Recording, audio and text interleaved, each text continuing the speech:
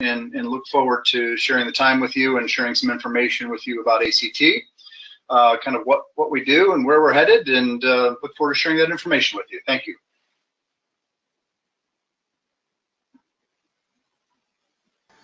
Go ahead, Kevin.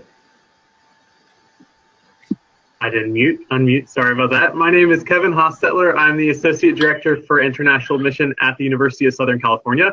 It's great to be on the webinar with all of you. Hi everyone, I'm Simon Nascimento, the Director of International Admissions at the University of Chicago and the Admissions Counselor for Canada, Latin America, Africa, and the Middle East. Hi everyone, my name is Rachel Salinas. I'm Associate Director of International Admissions Operations at Indiana University Bloomington, and I oversee the staff that does all the processing and review of our international applications. And hi, I'm Kathleen Schultz. I'm the Director of University Counseling at Dulwich College, Shanghai. Before we get started with David taking over, I just want to mention to all of our attendees that you are able to ask questions of our panelists during the webinar through the question functionality, and we'll all be able to see that and respond to you in real time. So also to note that we have 4 handouts from the ACT that are in the handout section of the webinar dashboard. And we will also send these out by email at the end of the webinar for you. So just to let you know, and take it away, David. Thank you very much, David. What I thought I would start with today is just an overview of the ACT test and try to contrast that with the SAT.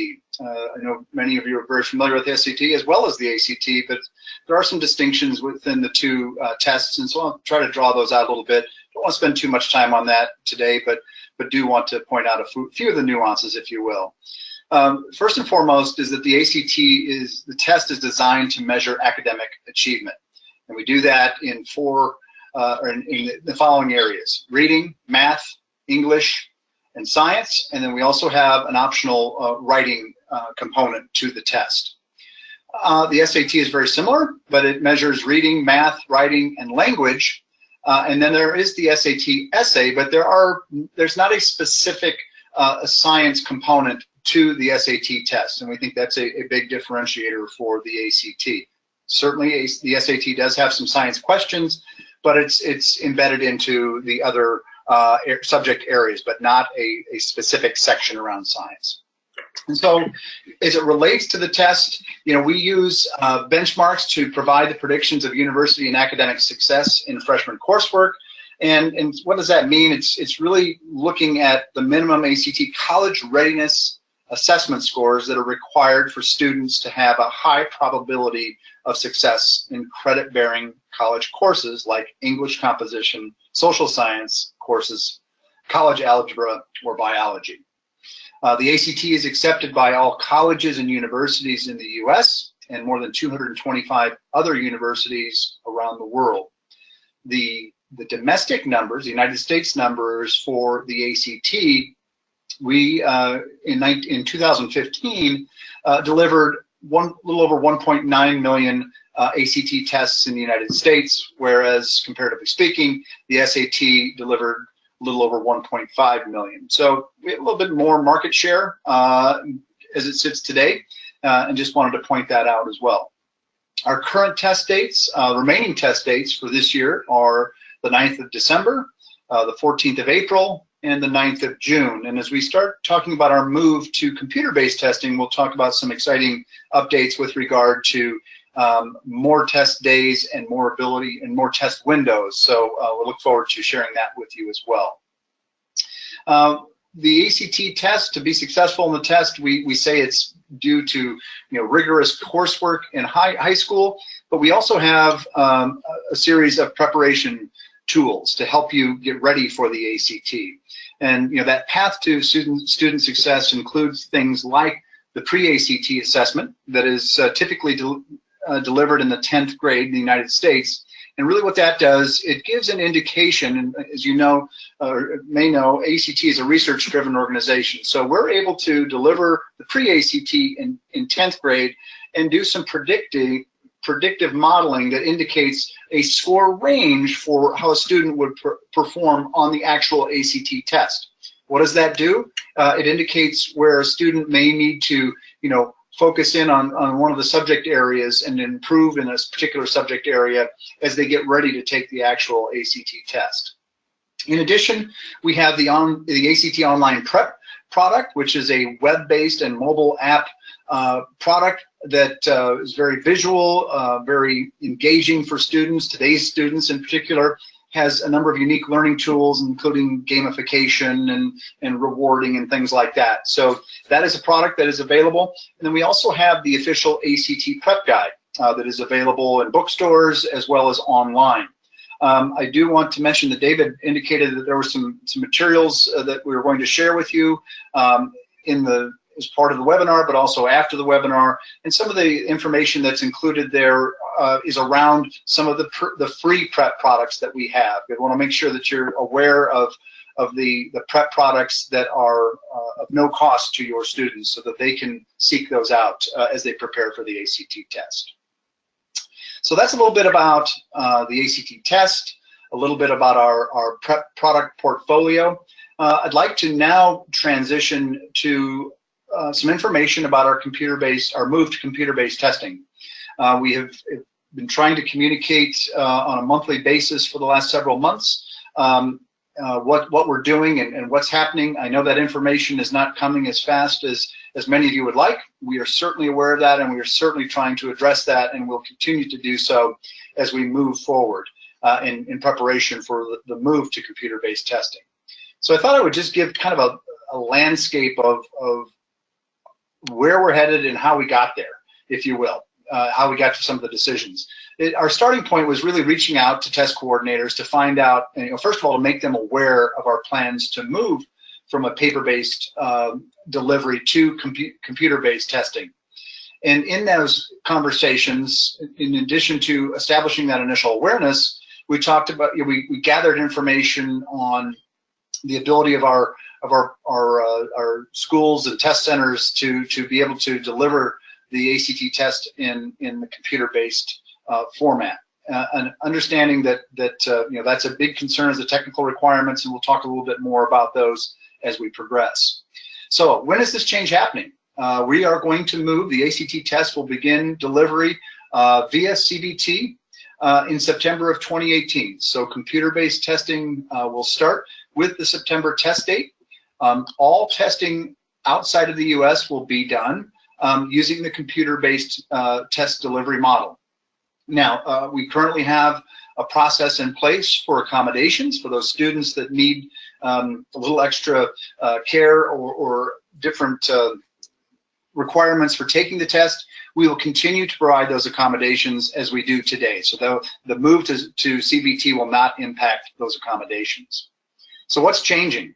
Well, obviously we're moving from paper and pencil to computer, but some of the exciting things that we think are happening with this change are that we'll have additional test dates. We're going to have 6 testing windows instead of 5 on each of the test dates. And then we're also adding a test date in February as well. So you're going to have more opportunities at different times to take the ACT test. And we're also going to deliver the tests in 2-day windows. So we'll start with, again, those morning and afternoon sessions, but we'll do that on a Friday and on a Saturday as well. And then to meet the demand, ACT will use a combination of our current test center partners as well as an expanded network of test centers. And as we get into some of the questions that you've provided ahead of this webinar, we'll certainly address some of those more specifically. So what's not changing? Certainly the test itself is not changing. You will still have English, math, reading, science, and the optional writing test. It's a 3-hour test window when taken without writing, and a 3.5-hour test when taken with writing.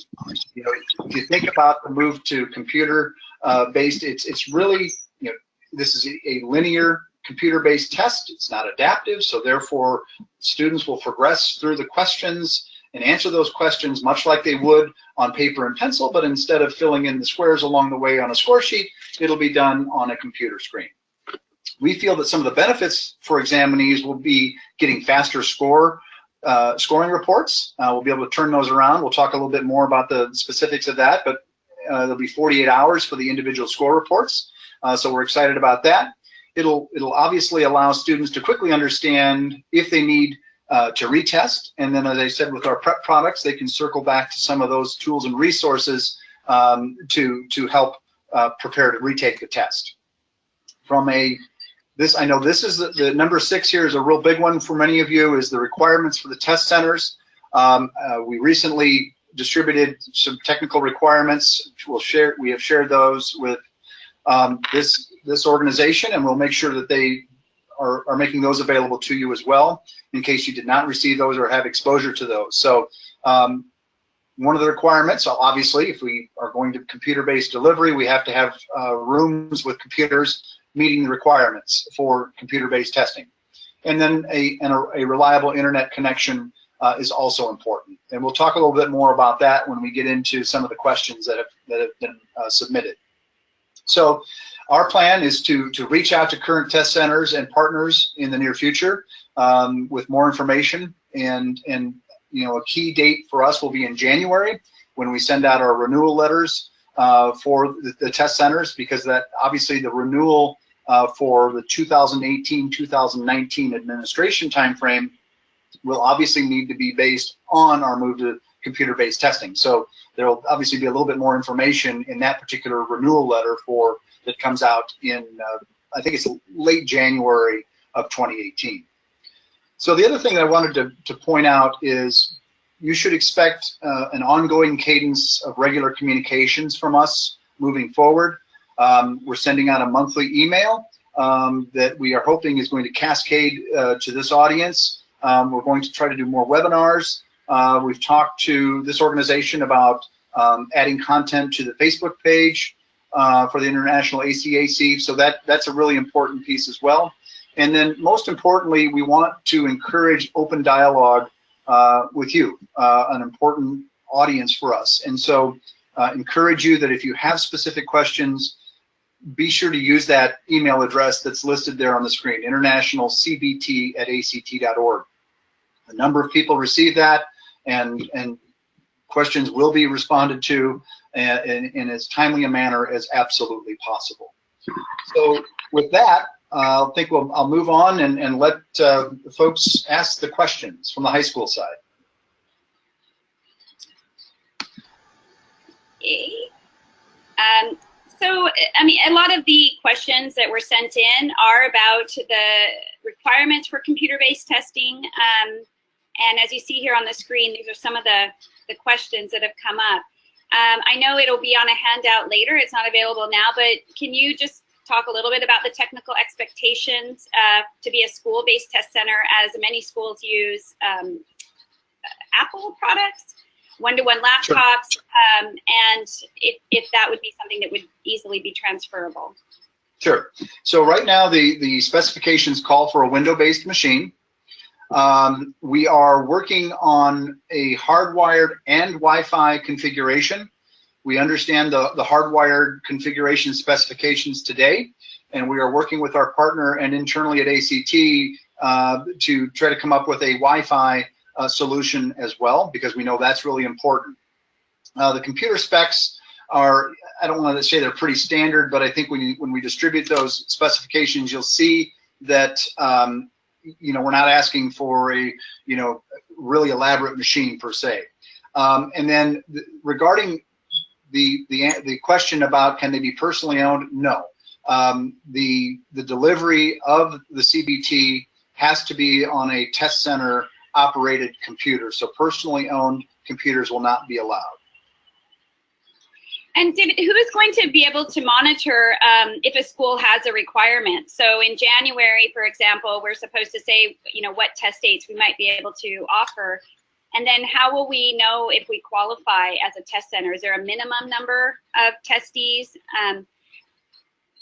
Yes, so that's information that will absolutely be communicated as part of that renewal process. And we may have, a couple of steps to that renewal process, but certainly if a school is going to sign up for computer-based delivery of the test, they certainly need to know what those requirements are and understand if they're able to meet those requirements. So those will be spelled out very clearly. Again, the initial technical specifications were just released late or early last week, I believe it was, October 31st. So that document provides a great deal of information, and we'll make sure that you have that available if it's not already available. But so there will be, again, in that test center registration or renewal process, that's when a lot of that information will be available. Okay, so as schools, we're trying to work out budgets now. We as counselors, we don't always get a lot of access to money, so we have to ask for that pretty early. And I think some schools are concerned about, is ACT going to help pay for the computers that need to be used? And I think, you know, counselors in remote areas, even some of those schools have even less money to be able to help provide. So some of the partners, you talked about partnering, who will those partners be? And I mean, I think we're all concerned about access, actually. Absolutely. Access to our students. Yep, and it's a great question. And so let me kind of break it apart into a couple different pieces. One is that we will be deploying what we're calling a mixed model approach. We will have our existing what we call ACT managed test centers that are able to meet our computer-based testing requirements.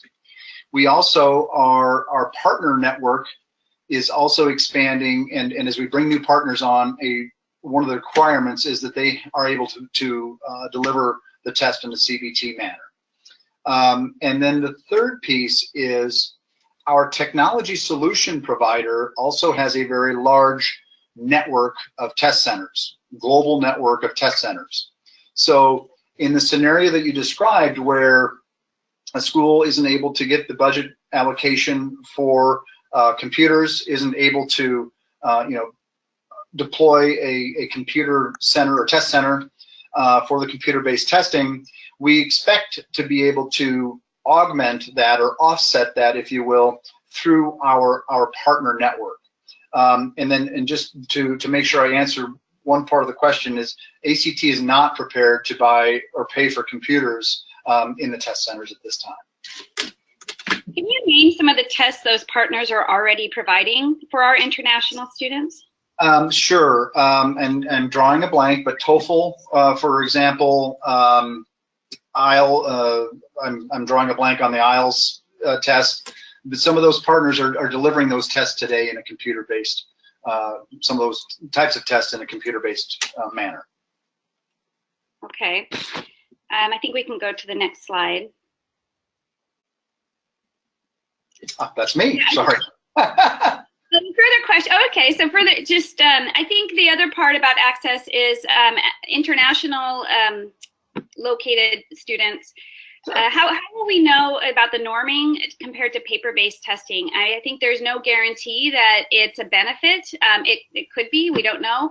But I'm not so sure that universities will acknowledge that. I mean, they'll try, but again, numbers are numbers. So how will you assure from the ACT point of view that it is equal and that our kids are being measured, you know, apples to apples? Absolutely. ACT is a research-driven organization, and as you can well imagine, there is a lot of research going into this transition.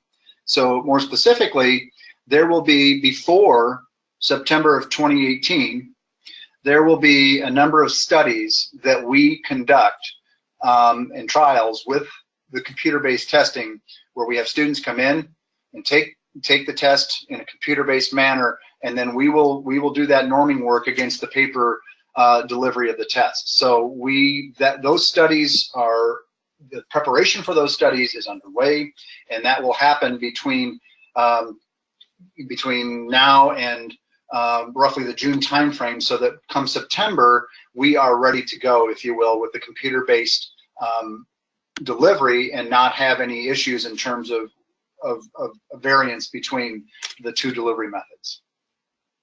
Okay, I know these are some tough questions you may not have answers to, but one of the concerns from our counselors in China is that currently only at international schools we can only test our own students. That's a government regulation. Non-international schools are not permitted to offer college admission tests. So Chinese students have to leave the country, for example. What is the thought there? I know there's a lot of test takers in this area. Sure. It's a great question, and we are certainly cognizant of the fact that we need to solve that, and we are working with our technology solution provider to ensure that we continue to be able to deliver the test in China where we need to. Okay, and we will know this soon enough to be able to advise students about whether they should maybe go to the SAT. You know, there was a time when we were like, ACT, go for the ACT because it's maybe more secure. And now this is throwing a wrench into it about how to advise our students this spring and next fall. Sure. So I would just real quick on the security piece. I mean, that is a key factor in terms of why we're making this move. We believe that CBT will be a more secure way for us to deliver the ACT test. So that's a key point that I want to make sure that is crystal clear to everyone. So yeah, that's why we're doing this. I'm really happy about that. Yeah, I mean, thankfully there won't be more cancellations. It's just going to be about access and access for students in more remote areas, and then Yes. whether Yep. we as advisors are able to let our students know that they have testing capabilities, and Yes.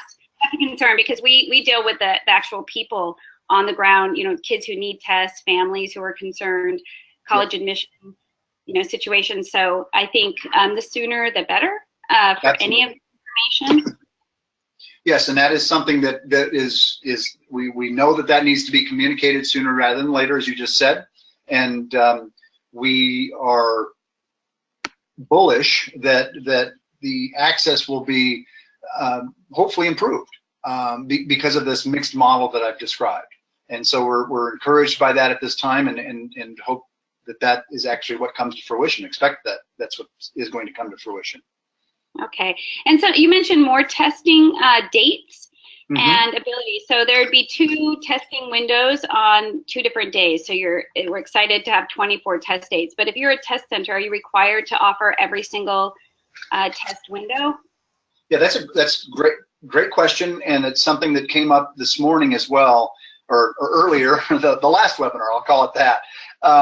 And you know, I've tried to do some research, if you will, or made a couple of inquiries between that webinar and this webinar, and what I learned was that, you know, it looks like that, you know, I think the question that came up in the previous webinar was, well, if we're not ready in September and we want to come online in, you know, the October test date, are we going to be able to do that? And the short answer I got was yes. Now, I don't have the specifics on that, but that's, you know, the plan is to make sure that we continue to work with as many test centers as possible, or current test centers as possible as we move forward.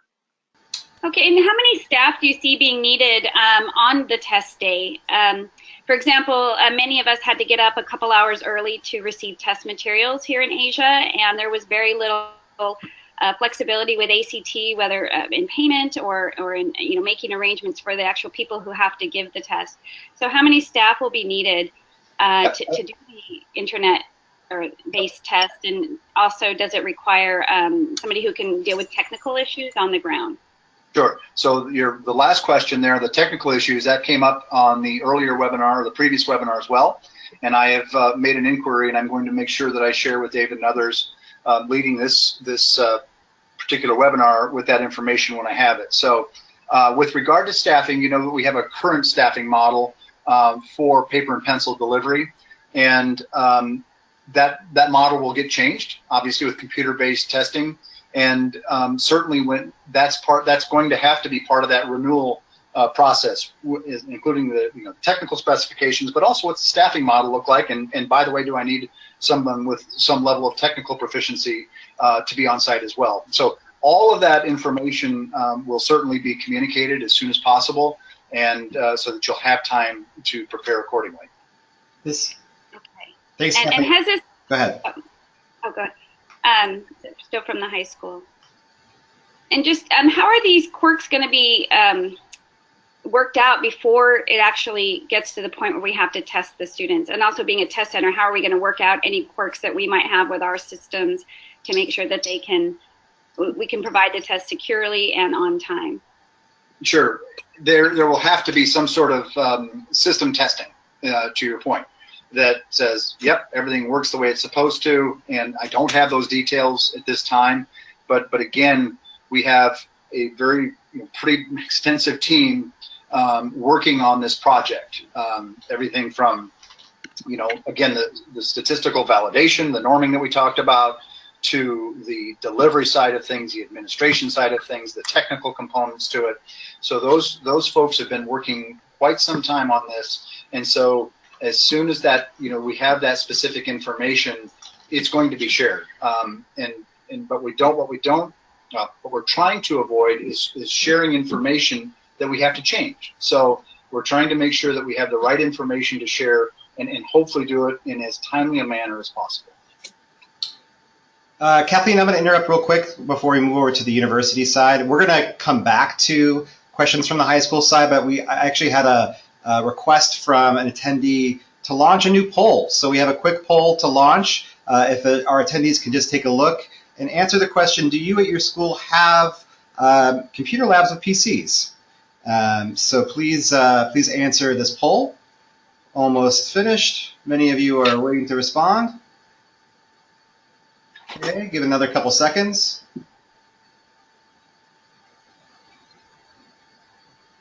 Some of you are not paying attention to your screens, I see. All right, we're going to close the poll. Share that information. So about 52% of you said yes, you do have that do have a computer lab in your school with PCs, and half of you said no. So just some information there about maybe needing some additional technical help for moving forward with ACT administration at your schools. So thanks again for that, guys. We're going to move on to some questions with our other panelists from the university side, and we're going to, at the end, come back to your questions from our attendees on the high school side to finish things up.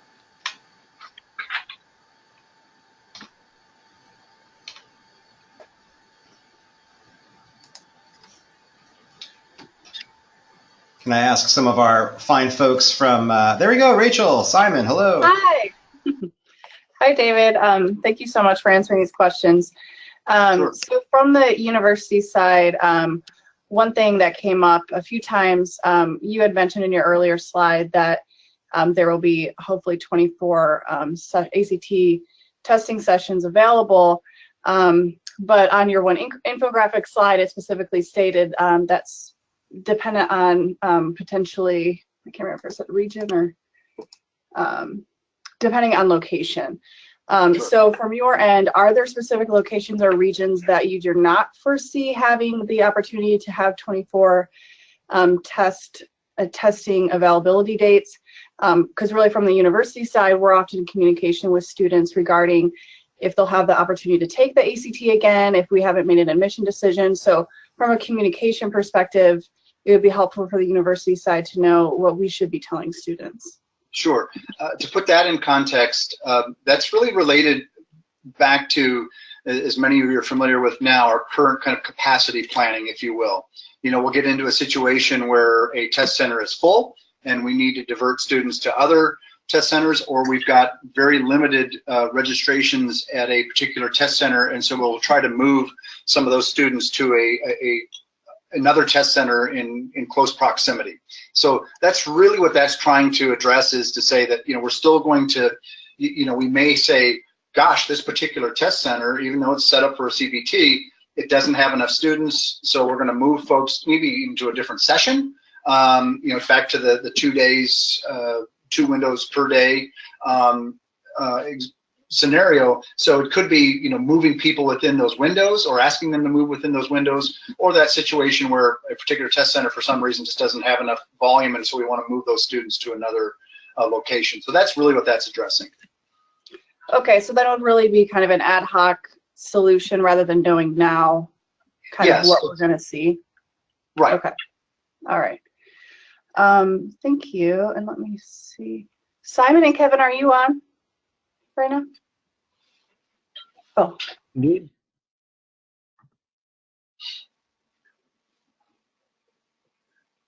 I've got a question regarding the implementation of the test in China. Many universities with large populations coming from China, both international students and Chinese national students, are concerned about the implementation of the computer-based test in the country. Does ACT, first of all, have permission to offer the tests outside of the school and testing centers in the country? And two, if not, how will you address access for international school students who are currently taking it in their school, where those schools don't have computer labs, and will make it very difficult to access that ACT? Yeah, that's a great question that I'm not sure I'm going to be able to answer it at the specificity that you're looking for. But back to the poll question, if only 50% of those schools are able to accommodate computer-based testing, we will need to address that. And so I know we have a large number of students from China that also leave the country to go to other parts of Macau and Hong Kong and Seoul to take the test. So those options will continue to be available. Now, obviously, that's not ideal for everyone, but we are certainly going to try to, continue to meet the needs within China, but then also make sure that we have those test centers available in the region.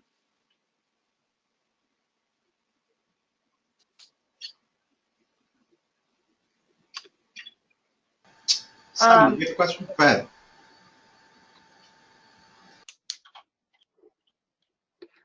I'll jump in here. So one question from the university side we have as well is, will there be a reduced time between when a student is sitting for the test and when the university would receive the results? And to add to that, I apologize, the question's a bit long here, but to add to that, will there be any changes in how we would receive that data, just from an IT or processing side? Are there items that we need to be aware of when processing ACT scores? Yep.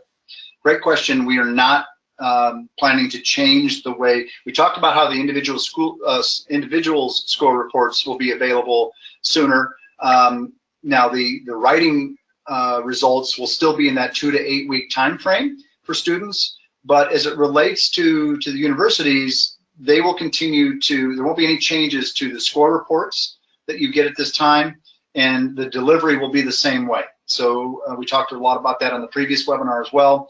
And so that doesn't change. And, obviously there are some tweaks that we've made on an annual basis, but we don't anticipate, right now it's going to be the same manner. But again, there are sometimes changes that are made for other reasons, and just want to be very transparent about that as well. Okay, so then from the university side of things, there should be no change in how we're processing the test scores that we're receiving. That is correct. Okay, fantastic. Are there any anticipated changes in how ACT will communicate with universities and I guess other constituents as well regarding any potential cancellation of test dates or scores, or kind of going back to that issue of maybe a difference in the availability of test dates between region? Is there a plan in place for getting this information out to university partners? Well, that's something that we continually work on. So there may be some changes in terms of how students are notified of an individual site closing or changes, but with that said, we're trying to make sure that those are improvements in terms of our communications, not to make it, we want to continue to strive to make those communications happen in a more timely manner, or as timely of a manner as possible. So that is something that we're continually working on. Again, back to moving to CBT, and we believe that there will be improved test security. We hope that will mitigate some of the need for cancellation or changes or things like that. Okay, great, thank you. Sure.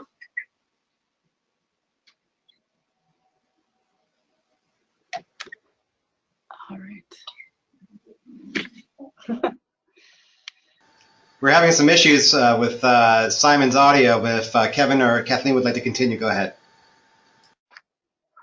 I just have to say, and David, I really appreciate you being here, but my panic is rising a little bit with the access. And part of that, when I think back, we got an email last November, a year ago, about would we have the capability to offer this test by computer? And the more that I'm sitting here, I just worry that we're now a year later and there's still a lot of unanswered questions, and whether you can answer them today or not is not the question, but I think we do need that communication Yep. As Kevin brought up about China, I think it's about access. It's great if people can go to Hong Kong, Macau, but that's expensive, and not every student can afford to do that. So while we do have we have the SAT, I guess, to take, but I worry about the market share here, if that's an ACT concern at all. But it is about access to students, both who have the money and who don't. And I think that, we're a year into this process, at least on our side, and it feels like there's still a lot of questions unanswered. And, I'm coming from a well-resourced school. So I think I think we need answers sooner than later. And part of that is who are the constituents for ACT? Who do they feel they need to communicate to? I mean, universities are one side, but I'm a test center supervisor as well as a counselor. And it's been the same communication, no matter where I sit. So I'm just I think that needs to come sooner, and we are supposed to renew in January, but I wouldn't know if we would be able to do that or not. And so people are wondering about access, about also practice tests, so we can prepare our students adequately for this. Sure. So I hear you loud and clear on the access question. I have scribbled about 5 notes related to that and underlined and highlighted and et cetera. So, and I'm not trying to trivialize the request. I get it. I understand. And we are trying to get that information to you as quickly as possible. So this allows me to go back and say, listen, I'm hearing it firsthand. You need to hear this firsthand or secondhand, that we need this information. We need it sooner rather than later, and we need to get it out to our constituents. To your question about who are our stakeholders, it's students, it's parents, it's counselors, it's administrators, it's the test administrators. So we're very cognizant and conscious of who our stakeholder audiences are, and as we look at moving to CBT, we have to do a better job of communicating with you, and we are committed to trying to do that, and that includes doing things like this. I hope, if it's not me, I hope someone else has an opportunity to come in at the appropriate time and provide an update. Not certainly going to wait months before we talk about access, that's for sure, but again, we're trying to do a better job of communicating. We acknowledge that has been the communications flow has not been ideal and optimal, and certainly striving to improve that. David, a question came up again from the chat of the attendees, which is something I think you addressed during the last webinar as well, is how will you ensure access in remote areas? So areas that may have inconsistent internet access, electricity, for example, Nepal, Bosnia, Indonesia. In those areas specifically, would you potentially allow a paper-based test, or is this we're moving towards CBT and that's the only option?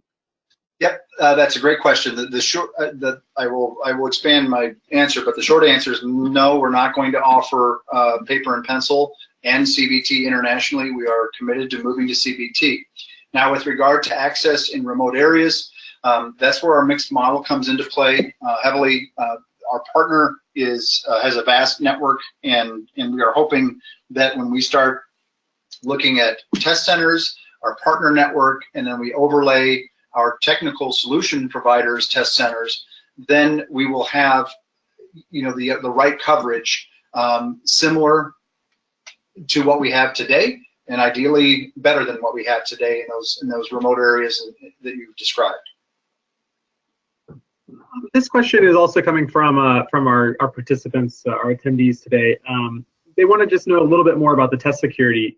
Will all the test sessions have unique questions? Will tests continue to be recycled?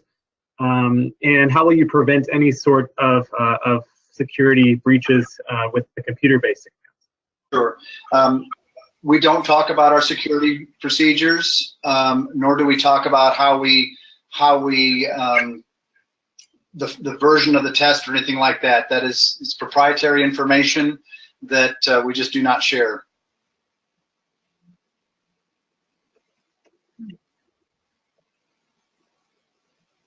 Is there any move to get somebody who's dedicated to the international counselors and test centers? We used to have somebody that we could go to and would answer our questions and get back to us quickly. Really, one person, a face for ACT. Is there any move to have one person again, or somebody like that we have confidence in?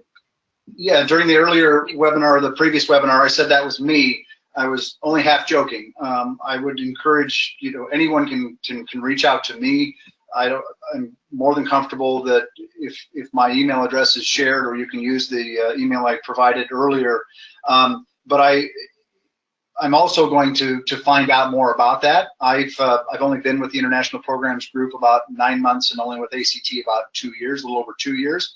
So I want to find out who that was previously. If it was the person that was in my role, I want to understand what that role, or what that person did, and we'll gladly fill that role. I have a sneaking suspicion, based on reflection after the webinar earlier, that was somebody else in another part of the organization, and I'd like to find out who that is, and I will.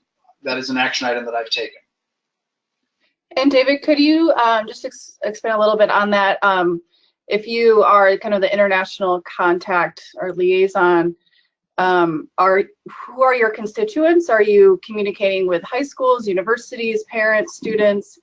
Are there different contacts depending on what role we play? Sure. So with our ACT managed test centers, which this audience represents, that relationship is managed by our test administration team. I am not part of the test administration team. They are partners with us in the international group, and so they continue to be the primary point of contact for what we call the ACT managed test centers. So I have certainly visibility into what's happening there. I manage our partner network around the world. So we have partners in various regions of the world, and then I'm on the operations side of the international group, and then I work with our specific focused dedicated operations teams from a test administration perspective, test security perspective, product management, product operations management.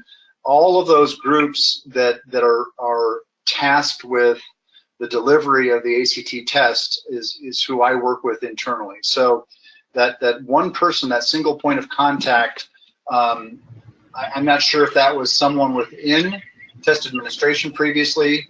I have a hard time. Well, I'm not sure it was with the international, within the group that I'm in within international, because we're a very, very small team within ACT.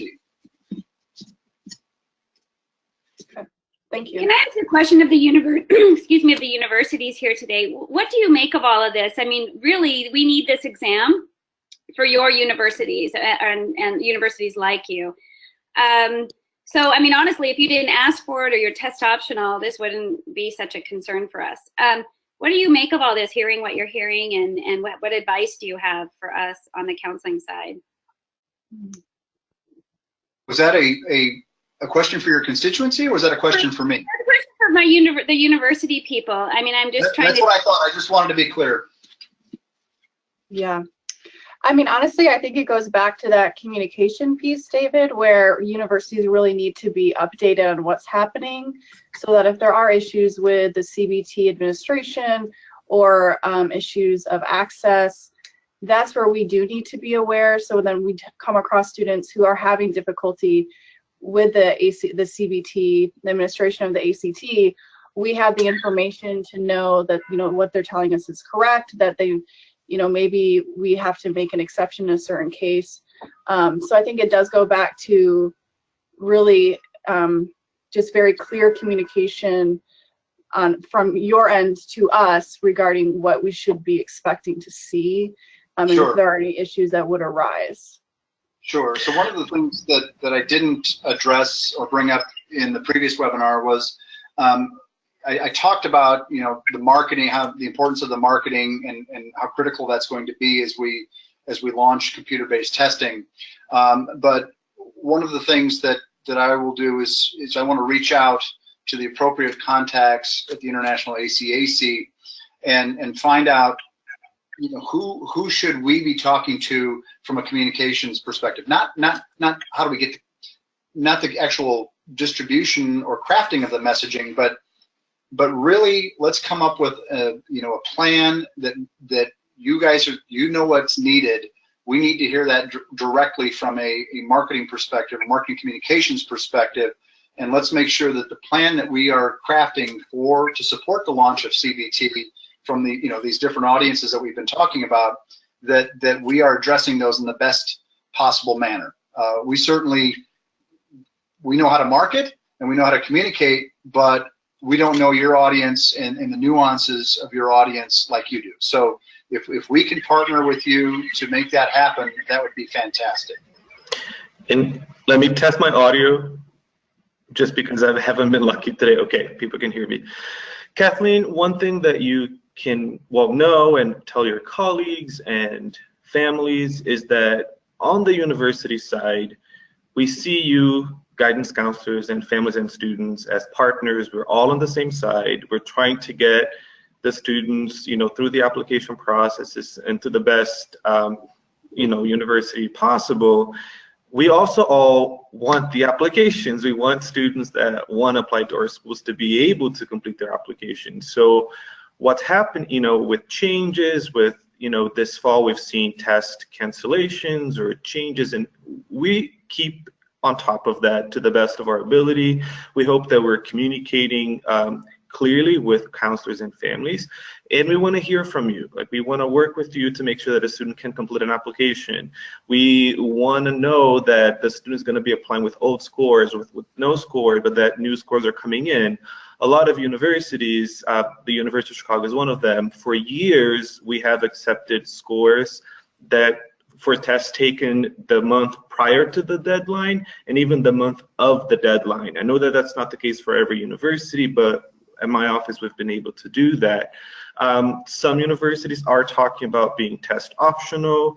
The University of Chicago is not one of those universities, but we are always talking about how can we make it easy for families and counselors to understand that we know what's going on and that we can work with them to make sure that they can complete an application. So we're with you, we're watching everything. When change happens, we've been preparing ourselves for, you know, changes when it comes to test format and whatnot, but always working, communicating, making sure that someone that would like to apply to our schools, that they have everything, that we work with them, and that we're giving you, the counselors, the information to be able to also, you know, you talk to your families, because we work with them for a couple of months. You work with them every day. They come into your office every day. And we want to make sure that we're giving you everything that you need to be able to have good, productive conversations with students and families. Kathleen, I think one more thing too is that one of the benefits from this, if ACT is able to talk about it in some way, will be the benefit of added security, so that we know at universities that require SAT or ACT, that we are getting valid scores. So David, that's one thing I would just recommend to you, that universities are looking to see how this is going to be a more secure test. Obviously, right off the bat, there are a few things that I think point to a more secure test. But we need to know that stuff. And I think that, I know that you're not able to release your testing, the ways that you create a test, but if ACT can provide universities that sense of safety in the score's validity, that's what would be very important. So if I might interject, you know, just think about the logistics of sending the ACT test to a multitude of international locations, some more challenging than others. So everything from walk boxes to, you know, having to pass through customs and things like that. Delivering on CBT from a test security perspective will take out so many of those places where there can be a security challenge or issue that you know, to your point, you know, universities wanting to know that it's a more secure version of the test and a more reliable or accurate score. I mean, just think by taking out some of those steps in the current distribution model will be huge in terms of mitigating some of the security risks.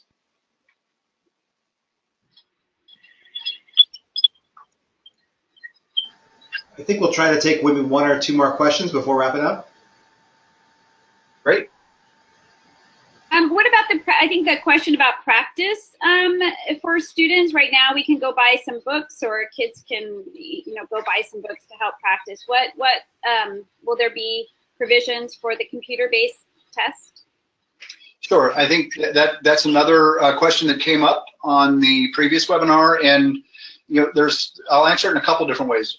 One, we understand that we need to have some sort of demo or practice or some sort of environment where students can get familiar with what computer-based testing is going to look like and feel like. And again, I'm not trivializing or minimalizing the comment that I made earlier that it's taking this paper and pencil test and basically putting on a computer screen. It's certainly more than that, but I personally think it'll be a better user experience for the students in terms of being able to click on answers as opposed to filling in the squares and staying within the lines. In terms of the resources that are available, one of the documents that's going to be made available or is available in the webinar and then after the webinar talks about our different prep products. Those prep products will need to evolve to support computer-based testing.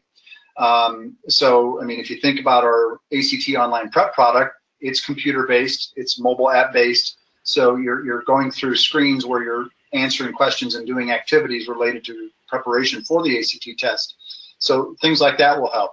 We also have Open Ed, which is a great resource. It's kind of our answer to Khan Academy.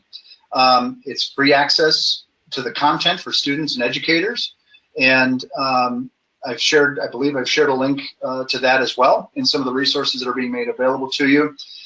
So there's tips for prep. There's all kinds of information on our website as well, and I've provided a link for that as well. So definitely there will be different ways to prepare for the test as we move to CBT, and the resources that we have today will continue to evolve to support CBT as well. And will universities be aware of who's taking the computer-based test versus who's taking the paper-based test when they receive the scores? Taking into account that some students aren't in front of computers every day, like many kids. There are students who don't have the access to that, so actually seeing the computer working on a laptop could be one of the first times they've done that. So will universities be aware of which type of test the students have taken? Other than no. I mean, other than being able to look at it and say this student took, I can see that the student is coming from China, and chances are they took the CBT version of the ACT. Really? So there won't be any indication of who's taking it computer-based and who's taking it paper-based? No, because as we talked about before, the tests are going to be normed so that they are not going to be statistically different. So that there shouldn't be any reason to compare paper versus computer if, as we complete our studies and we make the adjustments we need to make. But I'm assuming after that first test day with the CBT, anything submitted internationally is CBT. It has been taken on a computer at that point. Yeah, because unless there are accommodations being made, then you're correct, because CBT will be the only manner that we deliver the ACT test internationally come September. Okay. So Kathleen, I think from the university side, we would just have to be potentially looking at when they took the ACT test, if that's something we're interested in looking at. If they took it internationally, I guess you would have to assume that was it. Yeah, I just worry about those kids who don't really work on computers very often, and I mean, again, that's not my world, but it's the reality for many students who aspire to go to university at universities that require these tests. So it's just something I know, David. Thanks so much. I really do appreciate taking these questions, but they are real, and there's real panic and concern behind them, and I really hope that ACT takes it to heart and communicates with us. I think my latest email said I should get something in December, by December 31st, about the next update. So Sure. I'm really hoping that there That- is someone. So that would be, I'm not sure which update you're referencing, but what we're committed to doing is monthly communications to our different stakeholder audiences. And so I have sent in the last last at least 2 or 3 months, I have sent communications out, and we want to make sure that that's getting to the right audience. And as I mentioned earlier, one of the ways that we're going to ensure that the International ACAC is getting this information is to make sure that it's posted on the Facebook page as well. And trying to get that communication out in a couple different ways so that we can kind of reach that reach and frequency that we need to make sure that the message is getting disseminated and looked at. Right, and so the norming that you're talking about, though, just one last question, will be including international students, so students who take a practice ACT internationally in a test center somewhere, and you're going to norm that against students taking the same paper-based test in the U.S. Or?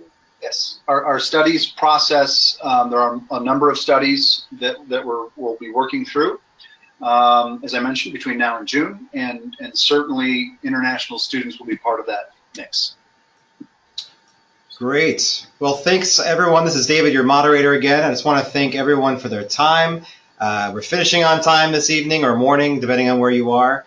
And just to let everyone know that we will be sending out an email with all of the handouts that we mentioned earlier, including the technical specs for the computer-based test. And in addition to that, we're going to be archiving our webinar on YouTube with access via the International ACAC website, so you'll be receiving some information about that soon. So thanks again to our panelists and for David from the ACT for his great insight, and we'll be following up very soon. Thanks so much, everyone. Thanks, everyone. Thank you. Thanks, everyone. Thank you.